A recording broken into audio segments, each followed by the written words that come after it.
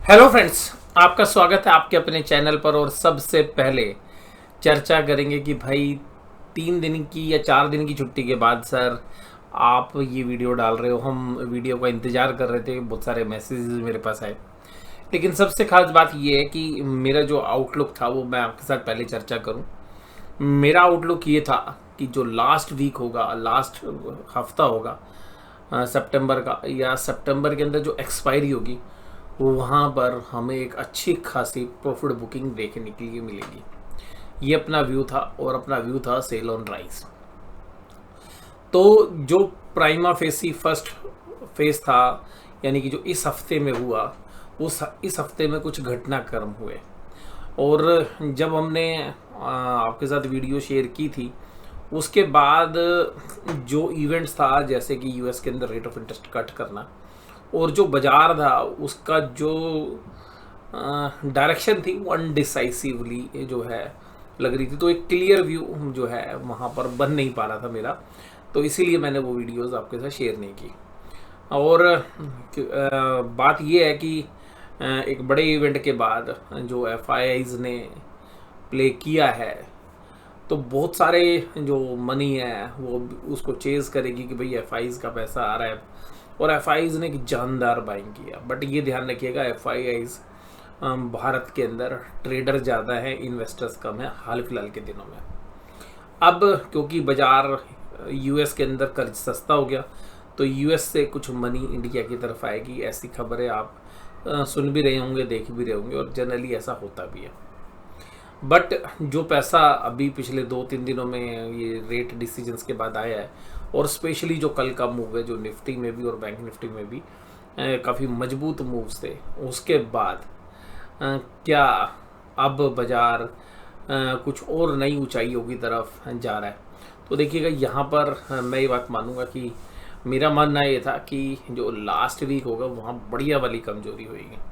But ये भी था कि इतनी तेज़ी हो जाएगी, इसका कोई मतलब चांस मुझे तो बिल्कुल नहीं लग रहा था। लेकिन गलती है हमसे होगी, और हम एक प्रिडिक्शन कर रहे हैं, तो प्रिडिक्शन जो थी वो बिल्कुल, जो भी प्रोजेक्शन थी हमारी, वो गलत रही। अब जो चीज़ें आ रही हैं वो दो तरीके से बाज़ारों को देखेंगे। हमारे को बाज़ार में एक ही चीज़ लग रही थी, जो कॉन्ट्रा लग रही थी, कि पुट कॉल रेशो बहुत नीचे थी, 1 के नीचे थी। तो जनरली बाज़ार जब पुट कॉल 1 के नीचे रहती है, तो हम ये मान के चलते हैं कि भाई बाज़ार ओवरसोल्ड है, लेकिन टेक्निकल ग्राउंड पर वीकनेस है। लेकिन अभी जो पूरा बाज़ार है, आप इसको इन्वेस्टमेंट के नज़रिए से ना देख के अभी इसको सट्टे के लिए देखें, तो अभी जो चल रहा है वो प्योर सट्टा चल रहा है। और मुझे नहीं लगता कि जो भी मनी अभी आई है ये भी कोई लॉन्ग टर्म के लिए इंडिया के बाजार में रहने वाली है। रीज़न ये है कि इंटरनेशनली भी जो हमारे बैंक्स हैं, जिनमें भी 2-3 दिनों में खरीदारी हुई है, वो बैंक्स अभी भी एमर्जिंग मार्केट में देखें, यूएस के जो दिग्गज बड़े बैंक्स हैं, उनसे अभी भी कम से कम 50% प्रीमियम पे चल रहे हैं। तो ये जो मनी आई है ये एक टेम्परेरी मनी है।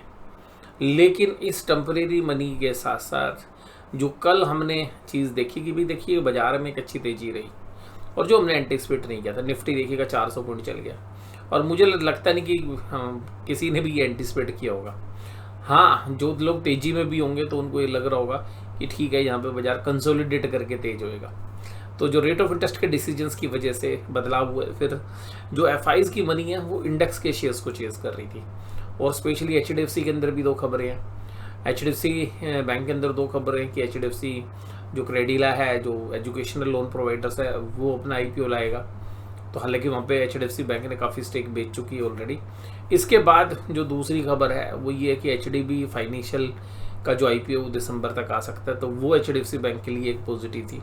तो वहाँ से एचडीएफसी बैंक वैसे भी देखिए पिछले 2-3 साल में चला नहीं है, तो वहाँ से किस तरीके की जो स्ट्रेटेजिक बाइंग थी, मैं कह सकता हूँ, हो सकता है कि वो ट्रेडिंग के लिए हो, तो वो एक बाइंग थी जो चेज़ कर रही थी।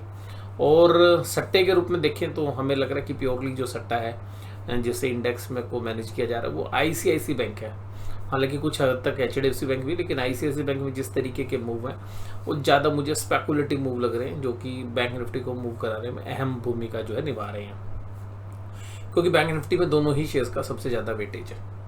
और मेरा मानना ये है कि एफआईआईज ने जो पैसा डाला है और अभी तक जो पीछे ट्रेड थे उनके, तो उनके अगर आप ट्रेड्स को समझें तो मैं आपको ट्रेड्स में कुछ चीज़ें बताता हूँ, आपको चीज़ समझ में आएगी अगर आप उनके स्टॉक फ्यूचर्स को देखेंगे। जहाँ पर हमारा जो व्यू था कि अभी तक अगर 19 तारीख तक अगर आप देखें तो पिछले 3 दिन की बाइंग, क्योंकि ये 19 तारीख का जो डिसीजन है ये रेट ऑफ इंटरेस्ट के बाद है, उससे पहले तकरीबन 11,000 करोड़ के आसपास के स्टॉक फ्यूचर्स मंदी में थे। तो यहाँ पर इन्होंने 19 तारीख को रेट ऑफ इंटरेस्ट के बाद स्टॉक फ्यूचर्स में कवरिंग करी है अपनी, और उसके बाद यहाँ पे तो पूरा गेम ही चेंज कर दिया। यहाँ पे मान लीजिएगा 8,000 करोड़ के आसपास था, इन्होंने लगभग डबल खरीद लिया 16,000 करोड़। तो 8,000 करोड़ की मंदी के सामने 16,000 करोड़ की, तो यहाँ पे स्टॉक फ्यूचर्स में एक तेजी बना दी जो है FIs ने। अब दूसरी बात ये है कि इंडेक्स के अंदर क्या है, तो इंडेक्स में भी जो है न्यूट्रल पोजीशन थी, बाय सेल बराबर चल रहा था, और 9,000 करोड़ की एक ही दिन में जो 20 तारीख की जो बाइंग आई है उसने यहाँ पर FIs की पोजीशंस यहाँ भी नेट तेजी की बना दी। उसके बाद FIs ने इस महीने में जो बाय सेल थी वो बाय सेल चल रही थी, लेकिन इस 26,000 करोड़ की पूरे महीने की बाइंग में 14,000 करोड़ की बाइंग केवल 20 तारीख की है। तो अल्टीमेटली जो लास्ट में जो चेंज हुआ है ये फ्राइडे के सेशन में जो सारे डेटा हैं वो एकदम मजबूत हो गए। तो यहाँ पर हम जो एक्सपेक्ट कर रहे थे कि भाई सितंबर एंड में मंदी होगी, बट अब हम ये कह रहे हैं कि मंदी की संभावना तो है, लेकिन अब वोलेटिलिटी बढ़ेगी। मतलब अब मूव्स जो है बहुत तेज़ी से आएंगे, वाइल्ड मूव आएंगे। और जिन लोगों ने ट्रेड किया होगा कल निफ्टी के अंदर लास्ट के आधे घंटे में जो मूव्स आए हैं, और मैं कहूँ पूरे 1-1.5-2 घंटे की अगर बात करें तो निफ्टी बैंक के अंदर लास्ट के जो 2 घंटे थे उसमें जो मूव्स आ रहे थे वो इस तरीके के मूव्स थे जैसे मूव्स हमें 2020 के अंदर बैंक निफ्टी में देखते थे। यानी कि 900 पॉइंट का मूव बैंक निफ्टी में मात्र 1 घंटे में आ गया। इसके बाद अगर दूसरी बात अगर मैं करूं तो वो जो चीज़ हम इंडेक्स के साथ साथ ऑप्शंस में देख रहे हैं, तो उस ऑप्शंस में क्या चीज़ दिख रही है। अगर हम ऑप्शंस में देखें ऑप्शन चेन में, तो ऑप्शन चेन में अभी भी बैंक निफ्टी में पुट राइटर्स एग्रेसिवली नहीं हुए। यानी कि बैंक निफ्टी में तेजी तो हुई है, लेकिन पुट राइटर्स को अभी, यानी कि जो तेजी करने वाले प्लेयर हैं उनका कॉन्फिडेंस नहीं है। कॉल राइटर्स अभी भी एग्रेसिवली जो पोजीशंस हैं वो अनवाइंड नहीं कर रहे हैं, और हायर लेवल्स पर एक अच्छी खासी कॉल राइटिंग है। तो यहाँ पर 54,000 के आसपास एक स्ट्रगल दिखता है, लेकिन मेरा जो व्यू है वो यही है कि यहाँ से FIIs और जो पूरे बाजार का मूड माहौल है, इवन HNI, यहाँ पर मुझे ऐसा लगता है कि जो कमज़ोर मंदी के सौदे थे, जो कमज़ोर मंदी के थे, और मंदी क्योंकि काफ़ी बनी हुई थी, क्योंकि जो हम भी प्रेडिक्ट कर रहे थे, हमें लग रहा था जिस तरीके की मंदी की पोजीशंस बनी हैं लास्ट हफ्ते में बढ़िया करेक्शन, मतलब लास्ट महीने के लास्ट हफ्ते में बढ़िया करेक्शन हम एंटीसिपेट कर रहे थे, और पोजीशंस भी ऐसी बनी थी। अब वो जो मंदी की पोजीशंस बनी थी अगर उसके सामने कॉन्ट्रा आ जाए तो अल्टीमेटली मंदी की जो पोजीशंस है वो कवर होने के लिए आई। तो जो कल का बैंक निफ्टी का मूव है उसके अंदर जो मूव्स हमने देखा, तो शुरू के अंदर 1.5-2 घंटे के अंदर और तकरीबन 1 बजे तक हमने ये देखा कि जो शॉर्ट्स वाली पोजीशन है वो कवर होती हुई नजर आई। यानी कि जितने भी कमज़ोर हाथ थे बैंक निफ्टी में हो या निफ्टी में हो, सबकी मंदी, यानी कि जो बड़े ट्रेडर्स थे उनके, मतलब मैं ये नहीं कह रहा जो भयंकर वाले बड़े हैं, बट एक जो मीडियम साइज़ के आप ट्रेडर समझ सकते हैं, जिन्होंने बढ़िया टेक्निकल बेसिस पे मंदी बना रखी थी, और जो महीने के एंड की एक्सपायरी में मंदी हमें दिख रही थी, वो सारे ट्रेडर्स जो है ट्रैप होते हुए नजर आए। और तकरीबन 53,500 53,600 और जो सुबह का मूव था बैंक निफ्टी में स्पेशली, तो 53,300-400 पे घूमता हुआ, और फिर बाजार एकदम 500-600 की तरफ मूव करा, और फिर कोई भी डिप नहीं दे रहा था बाजार, और एक नए हाई लगा रहा था। तो वहाँ पर क्या हुआ कि जो ट्रेडर्स थे उनको ये समझ में आई बात कि भाई अपनी पोजीशन शॉर्ट्स कवर कर लो। अब उसके बाद क्या हुआ कि वो शॉर्ट कवर हुए, जैसे ही शॉर्ट कवर हुए तो एल्गोज एक्टिवेट हो गए, और बाजार ने क्या किया, दिन के अंदर 1 बजे के आसपास ऊपर से तेजी से फॉल आया, बहुत बढ़िया वाला फॉल, और 53,600 53,650 वाला बैंक निफ्टी आधे घंटे के अंदर ही 53,100 को भी तोड़ गया, यानी कि 600 पॉइंट का मूव आपको आधे पौने घंटे में देखने के लिए मिला कि भाई ठीक है, जो कमजोर हाथ थे उनकी मंदी कट गई, और उनकी जब मंदी कट गई तो भाई अब क्योंकि जिन्होंने शॉर्ट पोजीशन बना रखी थी उनकी मंदी कट गई है, तो अब बाजार खुला है, अब मंदी खेलेंगे। लेकिन जैसे ही एल्गोज एक्टिवेट हुए तो नीचे देखने के लिए मिला कि जब 53,200 53,300 थे, मंदी वाले जो सौदे थे वो कवरिंग करने के लिए आ गए। तो बाजार के बड़े प्लेयर्स को ये जो ऑपरेटर टाइप लोग हैं उनको ये आभास हो गया कि भाई यहाँ पे तो अभी मंदी और है, तो क्यों यहाँ पर अभी जो शॉर्ट कवरिंग है वो अभी भी कंटिन्यू है, वो सारी शॉर्ट कवरिंग है। तो फिर बड़े प्लेयर्स ने लास्ट के 1 घंटे में निफ्टी बैंक में जो मूव कराया, और उसमें अब उसने सहारा लिया, HDFC बैंक नहीं चल पा रहा था तो उन्होंने सहारा लिया ICICI बैंक को, जो बैंक निफ्टी के अंदर जो पिछले 2 साल की 3 साल की रैली है उसका जो बेताज बादशाह है वो ICICI बैंक की रहा है, तो उसकी कमान संभाली। और ICICI बैंक में जो स्पेकुलेटिव मूव आए उसने यहाँ पे जो बाकी शॉर्ट्स बचे हुए थे वो कवर करते हुए नजर आए। तो अब जैसे ही बाजार में ये शॉर्ट कवरिंग हुई तो ये बात पक्की है कि भाई बैंक निफ्टी का जो पुट कॉल रेशियो है वो अब ओवरसोल्ड से ओवरबोट में जोन में चला गया। तो अल्टीमेटली अब बैंक निफ्टी ओवरबोट में है। अब होता क्या कि कोई चीज़ महंगी हो जाती है तो लोगों को ये प्राइस लगने लग जाता है कि ये स्टेबल हो गया। तो यहाँ से अब जिस तरीके के मूव्स हैं, अब आपको बैंक निफ्टी में बड़े बड़े मूव्स देखने के लिए मिलेंगे। यानी कि अभी जो मूव्स मिलते थे वो बहुत छोटे मूव मिलते थे, दिन में 300 400 500 पॉइंट के, बट मुझे अब लगता है कि जिस तरीके से 2020 में 1000 1500 पॉइंट 1200 पॉइंट 1800 पॉइंट के जो मूव्स हैं वो आते हुए अब आपको बैंक निफ्टी में दिखेंगे।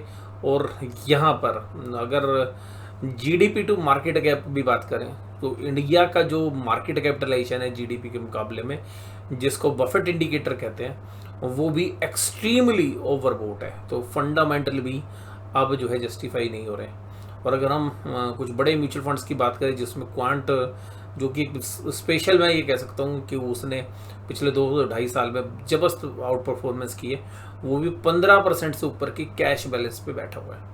हालांकि अब जो कैश आ रहा है वो FIIs का आ रहा है सस्ता कर्ज होने की वजह से, बट एज ए डिस्क्लोजर हमारी जो पोजीशंस हैं इक्विटी में बिल्कुल लोअर साइड में है, और बैंक निफ्टी के अंदर हमारी जो पोजीशंस हैं वो मंदी में अभी भी हम कंटिन्यू कर रहे हैं। बट हो सकता है कि कुछ पोजीशंस जो है यहाँ पर हमें और ऐड करनी पड़ेंगी, क्योंकि जो हमारा जो एवरेज प्राइस है, क्योंकि हम तो हालांकि दोनों साइड से ऑप्शंस बेचते हैं, तो अगर हम पुट के प्रीमियम हमने जो खा लिए हैं उसको अगर हम कंसिडर करें तो हमारी जो एवरेज आ रही है वो 52 500 600 के बीच में आ रही है।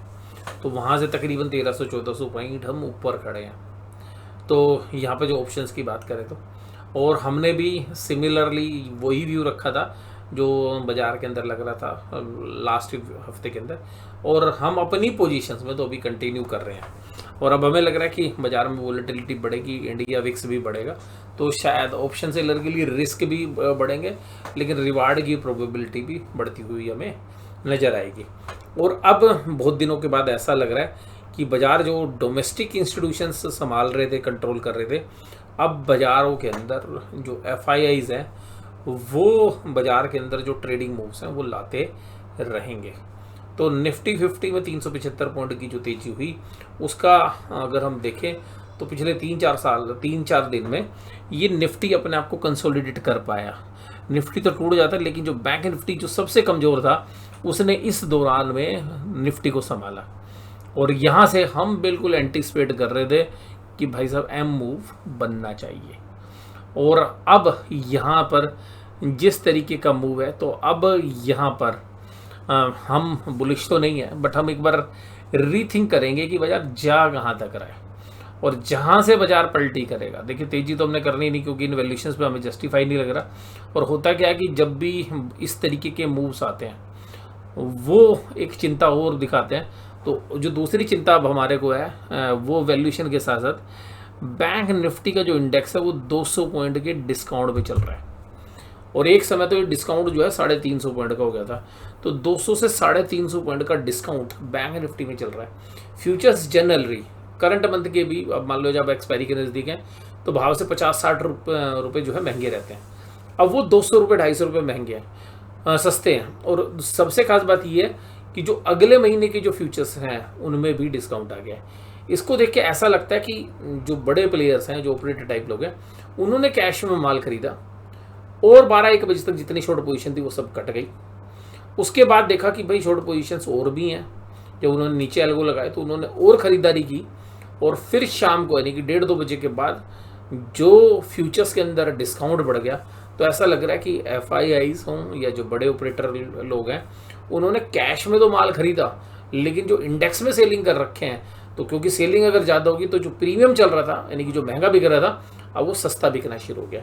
तो फ्यूचर्स में जो है ये एक बड़ा इंडिकेटर होता है जिससे बाज़ार की वोलेटिलिटी बढ़ती है और बाज़ार में कोई मेजर करेक्शन के जो आसार हैं वो आने वाले समय में आते हैं। तो अब हो सकता है कि हम जो 10% की करेक्शन, 8% की करेक्शन कर रहे थे, बात हो सकता है कि अब वो जो करेक्शन है वो डीपर हो जाए।